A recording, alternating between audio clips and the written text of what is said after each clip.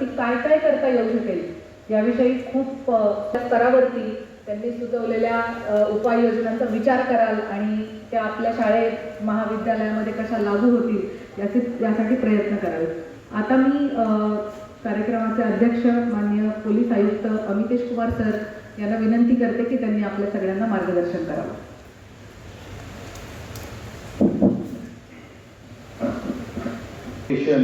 For youth या कार्यक्रमासाठी CP Pune city Shri Sanjay चाकणे प्राचार्य तिलकराम जगन्नाथ कॉलेज खड़की, श्रीमती मुक्ता सहकारी श्री राजेश बनसोड एडिशनल CP कार्यक्रमाचे मुख्य आयोजक आणि संयोजक ज्यांनी अत्यंत मेहनतीने हे कार्यक्रम आमचे एडिशनल CP ॲडमिन आमचे इतर मंचावर उपस्थित सहकारी अधिकारी आणि विशेष करून या कार्यक्रमास पुणे शहराचे वेगवेगळे भागातून आलेले सर्व कॉलेजेस स्कूल्स याचे प्राचार्य मॅनेजमेंट पत्रकार बंधू भगिनी यांचे वतीने आपले हार्दिक स्वागत करतो आणि आपण आज इथे मोठ्या संख्येने इथे उपस्थित राहिलेले आहेत त्याबद्दल अत्यंत आभारी आहोत। अशा प्रकारचे कार्यक्रम आम्हाला आठवतो आम्ही 1 वर्षापूर्वी याच हॉलमध्ये घेतले होते जिथे पण आपण मोठ्या संख्येने उपस्थित राहिले होते आणि बरेचसे काम आपले स्तरावर जे अपेक्षित काम आहे सप्लाई साइड फक्त पोलीस विभाग बघते, डिमांड साइड मध्ये आपले सहकार्याची गरज आहे। खरं अर्थाने डिमांड साइड मध्ये आपली सहकार्याची गरज आहेच, परंतु सप्लाई साइड मध्ये पण आपली गरज आहे। आपली भूमिका अत्यंत महत्त्वाची आहे, त्याबद्दल आम्ही आपल्याला नक्कीच सांगणारच आहे। खरं अर्थाने ड्रग्स हे शासनासाठी आणि पुणे शहर पोलीस दलासाठी अत्यंत प्राथमिक विषय आहे। ही आम्ही वेगवेगळे स्तरावर वेगवेगळे मीटिंग्स मध्ये वेगवेगळी जबाबदारी कॉलेज मॅनेजमेंटचे आणि शिक्षक वर्गांचे आणि कॉलेजचे प्रिन्सिपल्सचे टीचर्सचे यांना सर्वांना घ्यावा लागेल। तंबाखूचे वापर का होऊ लागलेली आहे आणि आपले शिक्षक वर्गांचे डर भीती डिटरन्स मुलांवर राहिलेली आहे किंवा कसे, आणि जर राहिलेली नसतील तर आपल्याला कशा प्रकारचे दणका त्यांना द्यायची आहे ती आपल्याला मन परिवर्तन कसे करायचे, प्रेमाने करायचे, त्यांचे पालक वर्गाला समावेश घ्यायचे, आपल्याला पोलीस दलांची मदत घ्यायची आहे। परंतु शेवटी याचेवर झिरो टॉलरन्स अप्रोच प्रत्येक स्कूल्स आणि कॉलेजेसला घ्यावा लागेल। आता काही ऍक्शनेबल पॉइंट्स मध्ये मी पूर्वी पण सांगितले होते की कोटपा ऍक्ट मध्ये 100 यार्डचे परिसरात स्कूल कॉलेजेसचे आजूबाजूला तंबाखू सेल आणि परचेस होता कामा नये अशा प्रकारचे एक नियम आहे, कायदा आहे। आमचे सर्व ठाणेदार इथे बसलेले आहेत, प्रभारी पोलीस निरीक्षक बसलेले आहेत, वरिष्ठ अधिकारी बसलेले आहेत।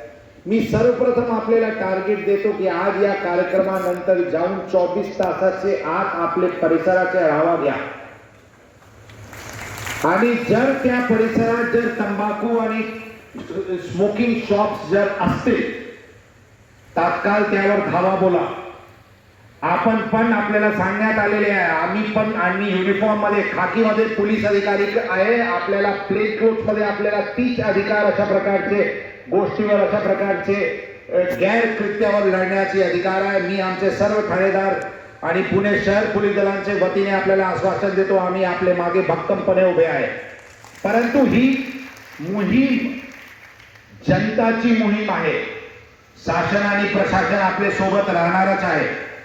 मी आमचे ठाणेदारला साहेबांना सगळ्यांना सूचना देतो, साहेब हे मोहीम फ्युचर कंटिन्युअस टेन्स मध्ये की मोहीम चालू आहे अशा अप्रोच नसताना मोहीम आम्ही चालू केली, मोहीम संपली, सर्जिकल स्ट्राईक झाली, सगळे 100 मीटर मध्ये तंबाखूचे दुकान संपला। ही 24 तासाच्या आत आपण मोहीम घ्यावी, त्यामध्ये सगळे शिक्षक वर्ग आणि पालक वर्ग आणि स्कूल मॅनेजमेंट यामध्ये सामील व्हावी, जेणेकरून आम्हाला पण एक कॉन्फिडन्स वाटण्याची गरज। एक सिंबॉलिक मोहीम सुरू केल्यानंतर ही समाजामध्ये मेसेज जायला पाहिजे की आम्ही खऱ्या अर्थाने ड्रग्सला नो बोललेले आहे आणि फक्त हे ड्रॉइंग रूमचे डिस्कशन मध्ये आणि अवेअरनेस कॅम्पेन्स मध्ये आणि फक्त चर्चानी नाही, प्रत्यक्ष ऍक्शन होणार आहे. आणि जे कोणी मी आमची सूचना राहील सर्व प्राध्यापक वर्गाला, काहीतरी डिटरंट ऍक्शन दाखवा. जे मुलं वेब्स घेऊन स्कूल किंवा कॉलेजला येत असते, साहेब डिटरन्स ऍक्शन घ्या, एक्सपेल करा तात्काळ त्यांना. आई वडिलांना बोलवा, पोलिसांना इन्फॉर्म करा, कारवाई होऊ द्या. 1, 2, 4, 5 अशी कारवाई होऊ द्या की 100,000 लोकांचे मध्ये मेसेज जायला पाहिजे की ही गोष्टी आता टॉलरेट होण्यासारखे नाही आहे. आणि आम्ही आणि आपण इथे डेली चोर सिपाहीचे खेळ खेळण्यासाठी उभे नाही आहे. एकदा पकडल्या गेला, भरपूर वॉर्निंग देण्यात आलेली आहे, भरपूर सूचना देण्यात आलेली आहे. एकदा आता पुढच्या काळात सापडला तर त्याचे परिणाम त्यांना मुलांना आणि त्याचे जे इकोसिस्टम सपोर्ट करणारे आहेत त्यांना भोगावा लागेल. की काहीतरी सूचना पण द्यायला पाहिजे आणि तशी एक नॅरेटिव्ह पण तयार व्हायला पाहिजे की ही काही गोष्टी आहे जे टॉलरेट होण्यासारखे नाही. मी कॉलेजेस आणि जे सिनियर विद्यार्थी आहे मोठ्या प्रमाणात पुण्याचे बाहेरचे वेगवेगळे महाराष्ट्र राज्याचे भागातून किंवा देशाचे वेगवेगळे ठिकाणातून मोठ्या संख्येने येथे पुण्यात राहते. आता पुण्याला राहत असताना काही ठिकाणी काही कॉलेजेसला हॉस्टेल्स आहेत आणि भरपूर असे विद्यार्थी आहेत जे हॉस्टेल्समध्ये नसून तर बाहेर राहतात. काही किरायावर बिल्डिंग्स घेतात, काही पेइंग गेस्ट मध्ये असतात. खरं ऑक्सफोर्ड ऑफ द ईस्ट बघून लोक पालक त्यांचे विद्यार्थी त्यांचे मुलांना पुण्यात पाठवते. पुण्यात आल्यानंतर बरेच जे हॉस्टेल्स मध्ये मुले नसते आणि जे बाहेर असते त्यांना योग्य नियंत्रण आणि कंट्रोल असणे अत्यंत आवश्यक आहे. आमची विनंती राहील ऍडिशनल सीपी क्राईम मॅडम की एक आता आदेश काढा, आपण जितके पेइंग गेस्ट आणि प्रायव्हेट हॉस्टेल्स आहेत त्याचे मॅपिंग शहराचे करावी. कॉलेज मॅनेजमेंट्सला मुले कोणकोणते प्रायव्हेट हॉस्टेल्स आणि पेइंग गेस्टला राहतात त्याचे काही मॅपिंग व्हावी आणि अशा प्रकारचे पेइंग गेस्ट आणि हॉस्टेल्सचे मॅनेजमेंट जे ओनर्स आहेत त्यांचे एक काउन्सिलिंग सेशन की ज्यावेळी ते प्रायव्हेट हॉस्टेल चालवतात, प्रायव्हेट हॉस्टेल्समध्ये तक्रार येऊ लागलेली आहे की गर्ल्स हॉस्टेलमध्ये मुलांना अलाउ करतात, काही हॉस्टेल्समध्ये ड्रग्सचे सेवन होते, तिथले वॉचमॅन ड्रग्स असते.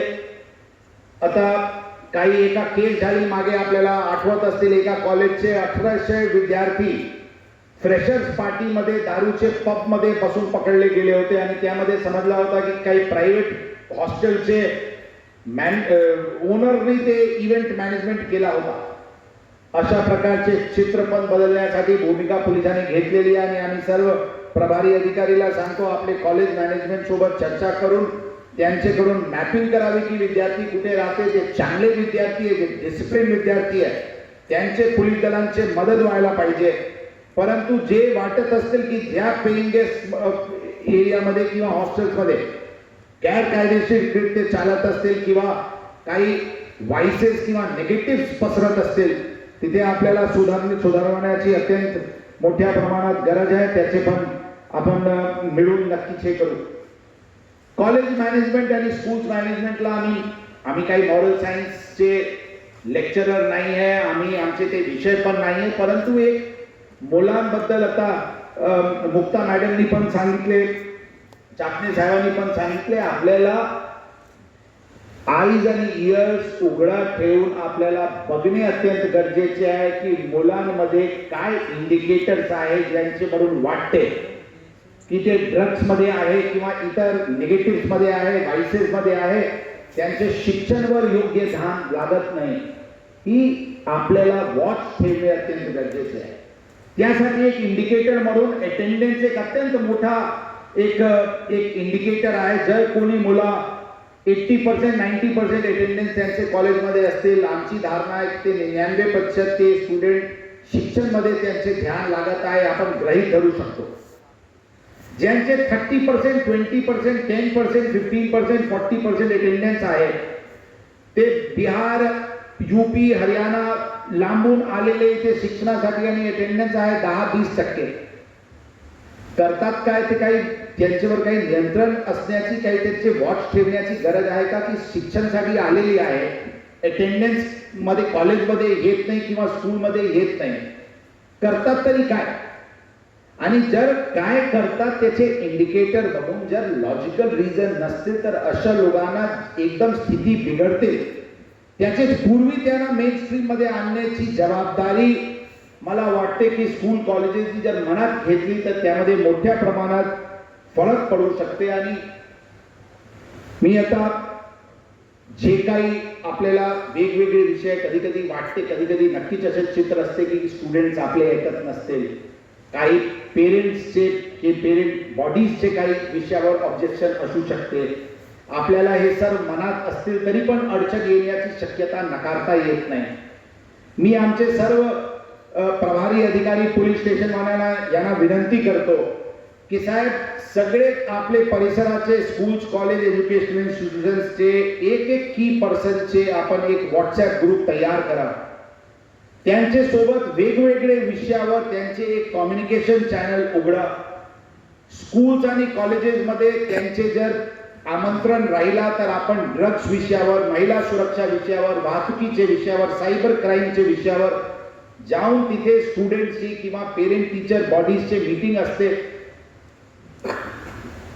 तिथे जाऊन संवाद साधा, एक एंगेजमेंट ऍक्शन प्लॅन तयार करा. आणि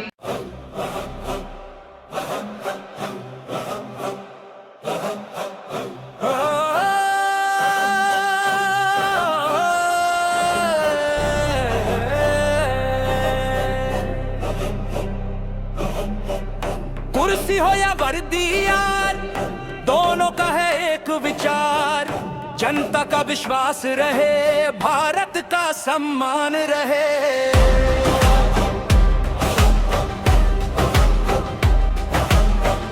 कुर्सी हो या वर्दी यार, दोनों का है एक विचार, नाम नहीं काम की पहचान, यही है भारत की शान.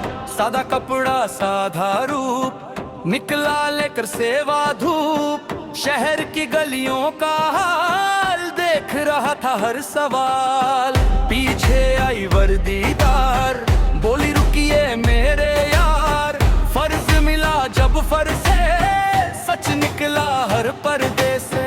शिवार स्टूडियो की पुकार, अनसुना नहीं हर किरदार, रवि राजदैन की ये नजर, सच पे रखती अपनी नजर. कुर्सी हो या वर्दी